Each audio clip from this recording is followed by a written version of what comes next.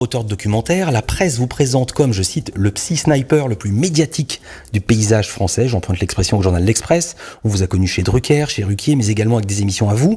Vous êtes aussi chroniqueur sur LCI et là, vous revenez avec une émission à vous. Ça va s'appeler Le Divan des politiques. À partir de dimanche prochain, le 28 avril, de 17h à 18h. C'est quoi l'idée de base ? L'idée de base, c'est de faire quelque chose qui n'a jamais été fait à la télévision, mettre sur un plateau uniquement des psychanalystes, psychiatres, psychologues, pas de journalistes, pas d'hommes politiques, pas de ceux qu'on voit souvent à la télévision, parfois à l'occasion avec beaucoup de plaisir, que des psys. Et de leur demander d'apporter un éclairage sur ce que nous entendons, sur ce que nous voyons, sur ce que nous vivons collectivement. Comment ça va se passer ? L'idée, c'est qu'à chaque fois, il y ait 4 psys différents. Donc, puisqu'on a prévu 4 émissions exceptionnelles jusqu'aux élections européennes, ça fait donc 16 psys. Tous, éminemment reconnus par la profession, et à chaque fois 3 thèmes. Pour la première émission, par exemple, on s'intéressera plus spécialement au pouvoir, et notamment au pouvoir en place, donc c'est vrai que Emmanuel Macron ou la majorité présidentielle seront donc à l'honneur. Mais ça va être transversal, ça va être magazine, ou est-ce que vous allez faire les émissions en fonction de l'actualité de la semaine ? Est-ce que le samedi, le dimanche, vous allez débattre de ce qui s'est passé le vendredi ? Non, je crois que même si on est sur une chaîne où l'info prime, c'est l'intérêt, si je puis dire, de LCI d'être aussi une chaîne de réflexion, de débat, d'être bien sûr branché sur l'actualité, mais pas forcément sur ce qui s'est passé le matin même. Alors, est-ce que vous allez enfin, Gérard Miller, faire votre métier ? Je veux dire le sens de ma question. Vous avez dit à Libé, c'était en avril dernier, mes métiers, c'est psychanalyste et enseignant. Le reste, la télé, les documentaires, mes articles de presse, ce sont des passions. Et exactement, c'est-à-dire que je fais mon métier en dehors de la télévision. Dieu sait que j'en ai fait beaucoup de télé, je n'ai jamais mimé, caricaturé la psychanalyse. Et je ne le ferai pas plus dans cette émission, même si je suis avec des collègues. Ouais. C'est très important de comprendre que la psychanalyse, c'est dans un cabinet, dans une situation de secret, par exemple. Alors, il y aura 16 psychologues, psychiatres autour de vous. Est-ce qu'ils ont été difficiles à convaincre ?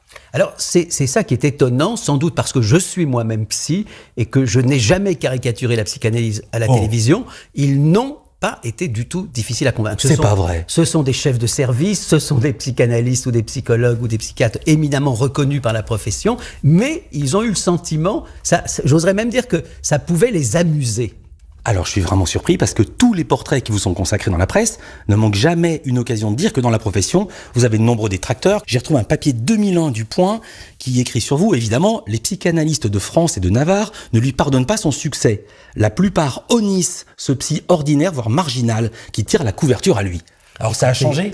Je ne sais pas si ça a changé, parce que je ne sais pas si ça a été vraiment ça. Là où vous avez en partie raison, c'est que tout au début, mais ça remonte quasiment avant votre naissance, c'est-à-dire il y a je ne sais pas, en 1900... Non, je sais quand. C'était en 88, exactement. Quand vous aviez votre chronique dans Libé qui s'appelait « Les infortunes du divan », où vous racontiez les lapsus et autres bévues des politiques. Depuis, ça a été fait et refait. C'est la première fois un psy suivait une campagne électorale d'une façon si répétée. Et à ce moment-là, c'est vrai qu'il y a eu un moment de surprise. Arrêtez, ça a énervé tout le monde. Papier de l'Express en 2018 qui revenait là-dessus sur vos débuts. Votre chronique Les infortunes du divan dans Libé avait suscité, je le cite, lire des psys l'accusant de mélange des genres, voire de charlatanisme. Oui, enfin, moi je ne l'ai pas senti dans l'ensemble de la communauté, mais on n'a pas fait de statistiques. En tout cas, je peux vous dire qu'aujourd'hui, je ne sens absolument rien de tel. La preuve, c'est que chaque fois que j'ai demandé à un psy d'être là, il est venu. Peut-être vous avez choisi parmi vos copains. Alors, j'ai choisi très largement parmi les membres de mon association qui est l'école de la cause freudienne. Je crois qu'il y en a 4 sur 16, ce qui fait que quand même, les autres ont été choisis pour leur qualité de psy et pas pour leur appartenance à telle ou telle école. Vous avez toujours déclaré avoir été libre de parole. Vous n'avez pas fait mystère, Gérard Miller, d'avoir voté Mélenchon à la dernière élection. Vous avez même écrit un livre presque à sa gloire. Est-ce que vous allez vous interdire de parler de lui, de régler son cas, si j'ose dire, à l'antenne ? Alors, je ne sais pas si je réglerai le cas de quiconque, mais de Mélenchon, bien évidemment, nous allons parler. D'abord, je vais en parler, mais les autres aussi vont en parler. Que dit un psy d'un sujet qui dit aux gendarmes « La République, c'est moi » ? Moi, j'ai pris ça comme effectivement désastreux absolument pour la France insoumise et pour lui, et en même temps d'une sincérité déboussolante. Quand vous ambitionnez de devenir président de la République, regardez à quel point vous pouvez, comme Macron, garder dans toutes circonstances votre calme. Donc c'est paradoxalement le charme de Mélenchon de voir que même s'il a de très hautes ambitions, il reste humain, profondément humain. Vous qui aimez batailler, ferrailler sur les idées, comment ça se passe la cohabitation sur LCI avec d'autres figures de la chaîne ?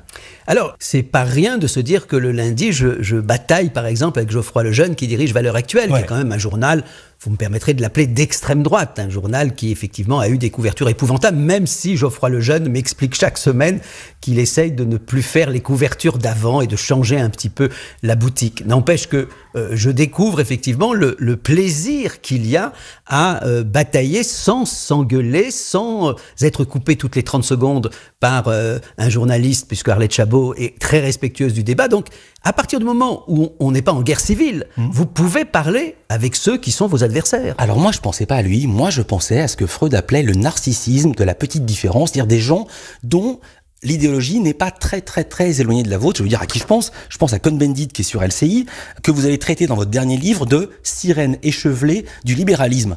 Comment ça se passe quand vous le croisez ensuite dans les couloirs ? Alors, le hasard fait que je ne l'ai jamais croisé, mais si je le croisais, parce que je le connais depuis ses 20 ans et depuis mes 20 ans, ce que je peux vous dire, c'est que nous sommes bien plus éloignés peut-être que je ne le suis de gens de la majorité actuelle.